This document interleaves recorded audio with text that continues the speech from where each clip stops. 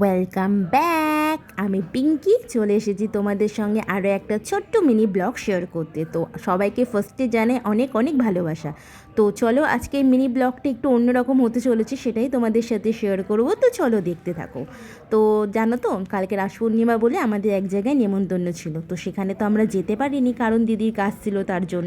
তার জন্য সকালবেলায় ঘুম থেকে যখন উঠি তখন দেখি যে আমাদের জন্য কাকিমারা অলরেডি প্রসাদ পাঠিয়ে দিয়েছে। তো কী কী প্রসাদ পাঠিয়েছে সেটাই তোমাদেরকে দেখাবো। তো ওখানে ছিল পোলাও, তারপরে ছিল আলুর দম। ও তোমরা বলো তো তোমাদের বেশি খিচুড়ি আলুর দম খেতে ভালোবাসো না পোলাও আলুর দম?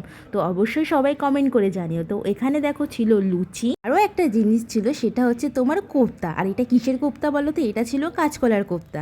তো তখন সকাল অনেকটাই, তাই ভাবলাম যে তোমাদেরকে একবার দেখাই। তো জানো তো সকালবেলা আমরা এটা খাইনি, এটা আমরা রেখে দিয়েছিলাম সন্ধ্যেবেলায় টিফিনে। তো মা এটা আমাদের গরম করে দিয়েছিল, তাই সেটাই আমরা সবাইবেলা সন্ধ্যেবেলা টিফিন করছিলাম।